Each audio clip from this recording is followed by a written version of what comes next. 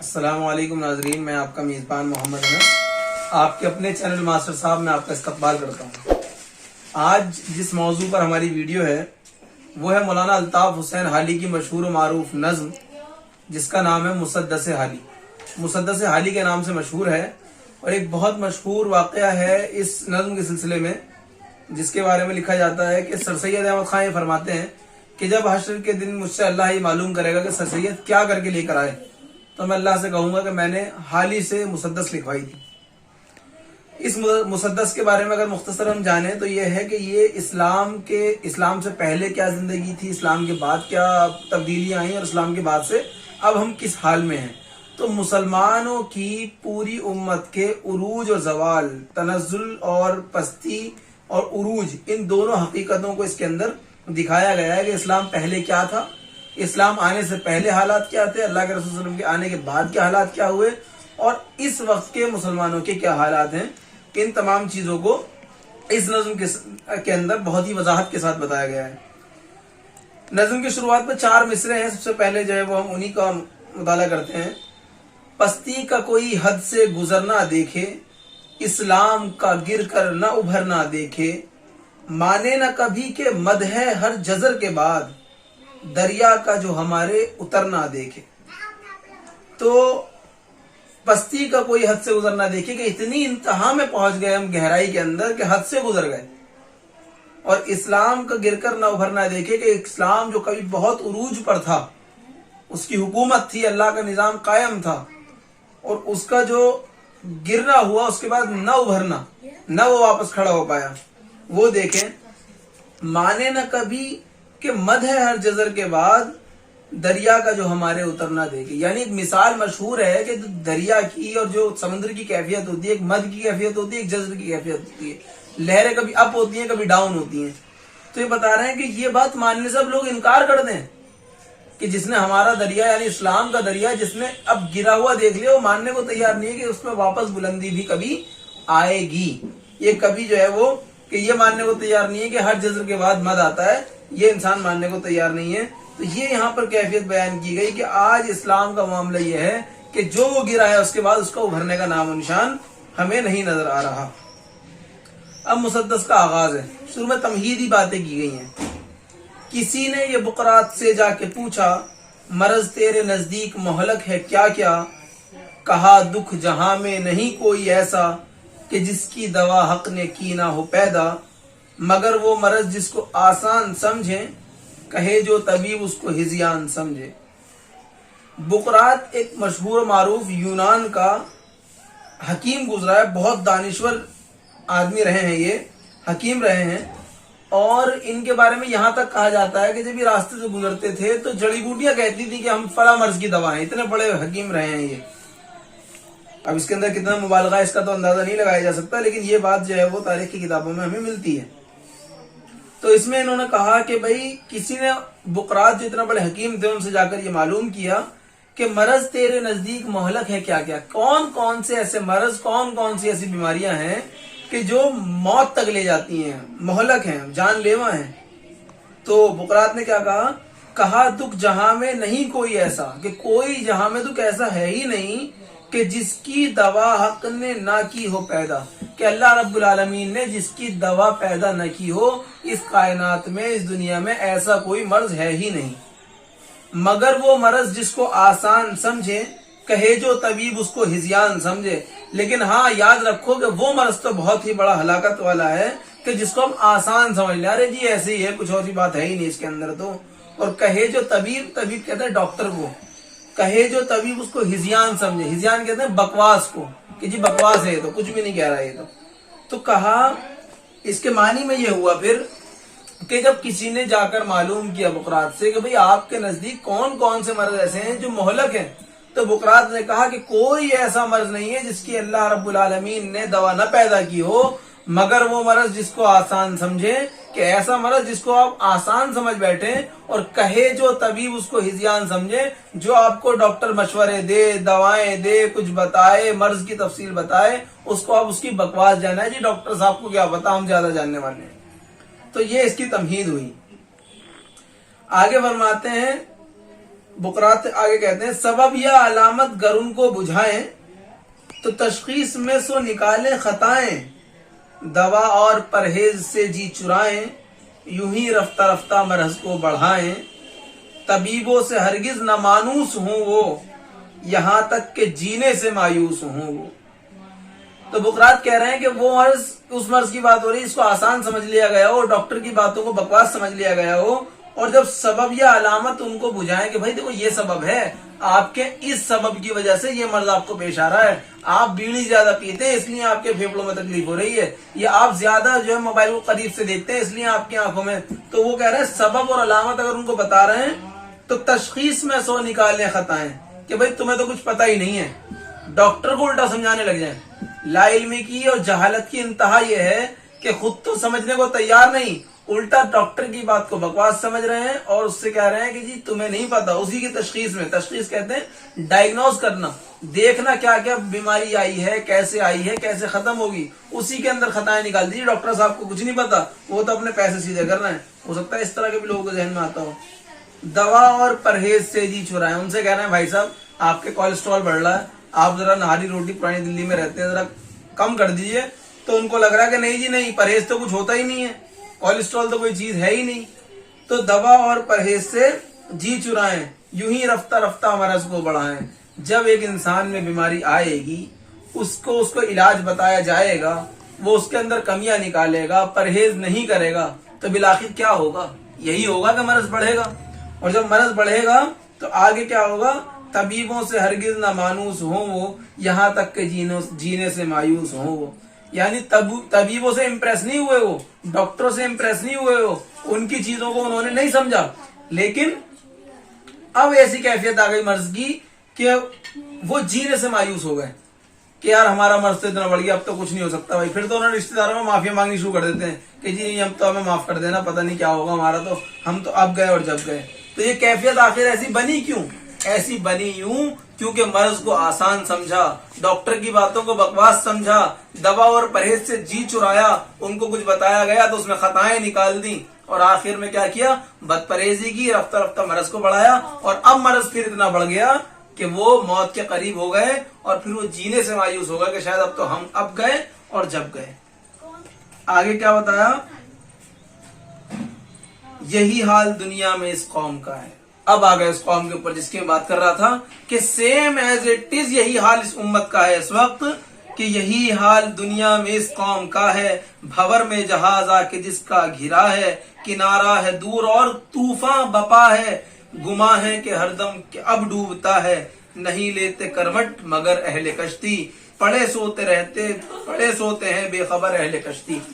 यानी इस उम्मत का भी सेम ऐसा ही हाल हो गया है कि उसका जहाज भंवर में फंसा हुआ है और उनका किनारा बहुत दूर है, उन्हें तो कहीं दूर निकलना है, दूर जाना है, उनके अज़ाइम तो बहुत दूर के हैं, लेकिन तूफा बपा है।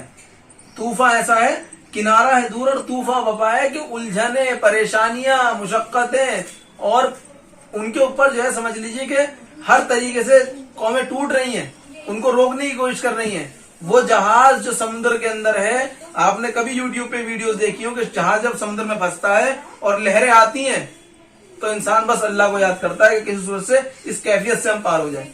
तो कह रहे हैं यहाँ पर कि यही हाल दुनिया में इस कौम का है। भंवर में जहाज, भंवर में अटक गया उनका जहाज, उनकी कश्ती, किनारा तो बहुत दूर है और तूफान बपा है, तूफान आया हुआ है, गुमा है ये हरदम के अब डूबता है, हरदम ये गुमान हो रहा है कि बस अब डूब गया, अब डूब जाएगा, अब डूब जाएगा, इस तरह की कैफियत है। लेकिन क्या आगे क्या कहा? नहीं लेते करवट मगर अहले कश्ती। जो अहले कश्ती हैं, जो कश्ती में सवार हैं, वो तो करवट तक लेने को तैयार नहीं है, पड़े सोते रहते हैं वो, बिल्कुल उनको कोई किसी बात का होश ही नहीं है कि हमारा जहाज डूबेगा, हमारी कश्ती तैरेगी कि डूबेगी, हम किनारे तक पहुंचेंगे कि नहीं पहुंचेंगे, हम मंजिलों तक जा पाएंगे कि नहीं जा पाएंगे, इसका उनको कोई अफसोस, कोई गिला नहीं है। वो तो पड़े सोते रहते हैं, और वो अहले कश्ती ऐसे हैं कि करवट तक लेने को तैयार नहीं है। इसकी मिसाल ऐसे कि सुधरने तक को तैयार नहीं है, काम करने तक को तैयार नहीं है। उन्हें मालूम है कि हम एग्जाम में कर सकते हैं, लेकिन वो मेहनत करने को तैयार नहीं। उन्हें मालूम है कि हम सिविल सर्विसेज में जा सकते हैं, लेकिन कोशिश करने की तलब नहीं। उन्हें मालूम है कि अपनी सलाहियतों को इंक्रीज किया जा सकता है, बढ़ाया जा सकता है, लेकिन करने को तैयार नहीं है। इस तरह के हालात हैं। आगे अल्ताफ हुसैन अली साहब कहते हैं कि घटा सर पे अदबार की छा रही है, फलाकत समा अपना दिखला रही है, नहूसत पसो पेश मंडला रही है, चपो रास्त से ये सदा आ रही है कि कल कौन थे आज क्या हो गए तुम, अभी जागते थे अभी सो गए तुम। यानी हमारे सरों के ऊपर नहूसत और तबाही और बर्बादी की घटा छाई हुई है, अदबार की। अदबार कहते हैं नहूसत को, बदकिस्मती को, कि इसकी घटा छाई हुई है। फलाकत समा अपना दिखला रही है। फलाकत और इदबार ये दोनों जो है, अदबार जो है और फलाकत, ये एक तरह से मुतरादिफ अल्फाज है। जैसे हम एक ही लफ्ज को बार बार दोहराने की बजाय उसके अलावा कोई लफ्ज इस्तेमाल करते हैं, तो फलाकत भी कहते हैं नहूसती को, बदकिस्मती को, बदहाली को, इन सब चीजों को। यानी जो नहूसती है, बदकिस्मती है, बदहाली है, ये भी अपना रंग दिखला रही है कि किस तरह का जो है में माहौल हो गया है तुम्हारे ऊपर, सब टूटे पड़े हैं और तुम बड़ी बदहाली के अंदर हो। नहूसत पसो पेश मंडला रही है। नहूसत में तुम्हारे चारों तरफ में नहूसत ने घेरे हुए हैं। चपो रास्त से ये सदा आ रही है, तमाम जगहों से ये सदाएं आ रही हैं कि कल कौन थे आज क्या हो गए तुम, अभी जागते थे अभी सो गए तुम। कि अभी कल तक तो तुम क्या थे, कहाँ तुम्हारे जो है वो पूरी दुनिया के ऊपर राज कर रहे थे। पूरी दुनिया नहीं तो दुनिया के एक तिहाई हिस्से के ऊपर राज कर रहे थे। कहीं जो है वो तुर्कान तैमूरी, कहीं जो है वो तुर्कान सल्जूकी, कहीं तुर्कान मतलब तुर्कियों की बड़ी बड़ी हुकूमत स्टेट कायम थी, और द ग्रेट ऑटोमन एम्पायर, पूरी सल्तनत उस्मानिया कायम। इधर जो है वो बादशाहों की जो है वो हुकूमत कायम। उसके अलावा खिलाफत राशिदा, हजरत अबू बकर सिद्दीक रज़ी अल्लाह तआला अन्हु का दौर, हजरत उमर रज़ी अल्लाह तआला अन्हु का दौर, हजरत उस्मान रज़ी अल्लाह तआला अन्हु का दौर, हजरत अली रज़ी अल्लाह तआला अन्हु का दौर, हजरत हसन हुसैन रज़ी अल्लाह तआला अन्हु का दौर। एक जमाने तक जो है वो खिलाफत का दौर दौरा था। लेकिन आज क्या हो गए, आज गुलामी के अंदर, आज बेबसी के अंदर, आज ऐसी कैफियत हो गई कि कल कौन थे आज क्या हो गए तुम, अभी जागते थे अभी सो गए तुम। कि अभी तक तो तुम्हारा खूब चर्चा था और अब सो गए, और सोई भी ऐसे सोए कि जागने को तैयार नहीं हो रहे। आगे हाली साहब फरमाते हैं, पर इस कौम की गफलत वही है, तनज़्ज़ुल पे अपने क़नाअत वही है, मिले खाक में पर रऊनत वही है, हुई सुबह और ख्वाब राहत वही है, ना अफसोस इन्हें अपनी जिल्लत पे है कुछ, न रश्क और कौमों की इज्जत पे है कुछ। यानी हालत इतनी बदतर हो गई है, इतनी बदतर हो गई है कि खुद गफलत में है, तनज़्ज़ुली में है, पर कनात की हुई है। अरे भाई ऐसा ही होता है यार, अब हम क्या करेंगे, दुनिया से क्या लेके जाना है भाई, अब तो मौत तो आने जानी, कुछ करने को राजी नहीं है इंसान ने। वही कनात, वही कायन बन गया, भाई हम तो, हमारा तो यही तकदीर है यार, यही हम कर सकते हैं, इससे ज्यादा कुछ नहीं कर सकते। लेकिन खाक में मिले हुए हैं घमंड, तकब्बुर, अना, कूट कूट के भरी हुई है। भाई तेरा भाई किसी से दबता नहीं है, ये जुमले इस तरह की बात है। मिले खाक में पर रऊनत वही है कि औकात धेले की नहीं है, एक अफसर के सामने बात नहीं कर सकते, लेकिन अकड़ वही है, तेरे भाई ने जवाब दे दिया, मैं उसके दो हाथ मार दिए। इस तरह की बातें भरपूर करवा लो।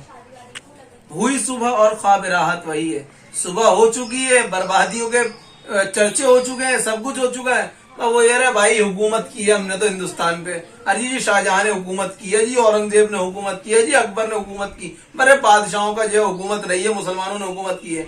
अरे वो तो की है, अल्लामा इकबाल ने इसी तो कहा कि थे तो आबा वो तुम्हारे, मगर तुम क्या हो, हाथ पर हाथ धरे मुंतजिर फरदा हो। क्या कहा कि तुम उसी ख्वाब के अंदर जी रहे हो अभी तक, कि हुई सुबह और ख्वाब राहत वही है कि जी हमने तो जो वो बादशाहों में से हैं, हमने तो जो है वो बादशाहतें की हैं, सल्तनतें चलाई हैं। अरे तुमने कुछ नहीं किया, तुम तो हाथ पर हाथ धरे बैठे हो, तनज़्ज़ुली के शिकार हो। तो इस चीज के ऊपर जो है उन्होंने कहा, ना अफसोस इन्हें अपनी जिल्लत पे है कुछ, अफसोस तक नहीं है कि तुम्हारी कोई वक़्त नहीं, तुम्हारी कोई इज्जत नहीं कर पा रहा। किस तरह इस इज्जत को अच्छा बनाया जाए, किस तरह इसको वापस उरूज की तरफ ले गया जाए, इसको सोचना छोड़ दिया। न रश्क और कौमों की इज्जत पे है कुछ, न ये है कि भाई देखो किस तरह और कौमें भी दूसरी कौमें तरक्कियात कर रही हैं, कुछ उनको ही देख के सबक ले लें, उन्हीं को देखकर मेहनत की आदत डाल लें। यहाँ पर तो हमने ये देखा है मिजाज कि जहाँ 4 पैसे आते हो कहते हैं जी मकान लूंगा, किराए पे डालूंगा, बैठ के खाऊंगा। अरे बैठ के क्यों खाएगा भाई, अपने तेरे हाथ पैर उसको भी इस्तेमाल कर, तरक्की की तरफ अपनी कौम को लेकर जा। खुद कमाएगा, 2 लोगों को ऐसे को पकड़ जिनको तू खुद कारोबार करा सके। इस तरह की सोच बनानी होगी। तो ये हालत जो है इस कौम की हो चुकी। उसके बाद हाली साहब कहते हैं, हाली साहब फरमाते हैं बहाइम की और इनकी हालत है यकसां कि जिस हाल में है उसी में है शादा, न जिल्लत से नफरत न इज्जत के ख्वाहा, न जिल्लत से नफरत न इज्जत के अरमा, न दोज़ख से तरसा न जन्नत के ख्वाहा। लिया अक्ल दीन से न कुछ काम इन्होंने, किया दीन बरहक को बदनाम इन्होंने। यानी ये हालत हो गई कि जो चौपाए हैं बहाइम और इनकी यानी कौम की और चौपाओं की हालत यकसा हो गई कि जिस हाल में रखो उस हाल में खुश हैं। सर्दी में बिठा दिया, गर्मी में बिठा दिया, बारिश में बांध दिया, बस खाना खाया और सो गया, इतना ही काम रह गया। न जिल्लत से नफरत न इज्जत के अरमा, यानी के जानवर को कोई जिल्लत और इज्जत के एहसास उसके दिल के अंदर नहीं होता। सेम ऐसे इस कौम के अंदर कि ना तो जिल्लत से नफरत हो रही है, न इज्जत के अरमा इसके अंदर जाग रहे हैं, न दोज़ख से तरसा न जन्नत के ख्वाहा। ये ना तो दोज़ख से डर रहे हैं और न जन्नत में जाने की कोशिशें कर रहे हैं। लिया अक्ल दी से न कुछ काम इन्होंने अपनी अक्ल को इस्तेमाल नहीं किया। भाई तुम्हें तो अशरफुल मखलूकात बनाया था, तुम्हें तो अल्लाह ने अपना खलीफा बना के भेजा था, तो तुम्हें अल्लाह के निजाम को इस जमीन पर कायम करना था, तुम्हें अपने आप को इज्जत के अंदर लेके जाना था बजाय जिल्लत में पड़ने के। तो ये तमाम चीजें इनके अंदर हुई तो मिसाल दी गई कि भाई ये तो इनकी मिसाल तो चौपाओ जैसी हो गई कि उनको अपनी इज्जत और जिल्लत का कोई अफसोस नहीं होता। लिया अक्ल दी से न कुछ काम इन्होंने, ना तो अकल से सोचा कि भाई जो काम हो रहे हैं, जिस तरह की बर्बादियों में जा रहे हैं, क्या गलियों में बैठकर जो है वो सिगरेटें पीना, लड़कियों को ताड़ना, मोबाइल में घुसे रहना, क्या ये चीजें तरक्की दिलाएंगी? अगर दीन से नहीं सोच रहे थे अकल से सोच के देखते तो ना अकल से काम लिया ना दीन से काम लिया। दोनों चीजों को इन्होंने छोड़ा और दीन बरहक को बदनाम करके रख दिया कि सामने वाले सोच रहे हैं जी मुसलमान तो ऐसे होते हैं, अजी ये तो नहाते भी नहीं है, अजी ये तो साफ सुथरे भी नहीं रहते, अरे इनके तो ऐसा ऐसा मामला होते हैं। अरे हम ही तो करने वाले थे उस कैरेक्टर को अच्छा, अगर नहीं किया तो हमने ही अपने बरहक दीन को बदनाम कर दिया।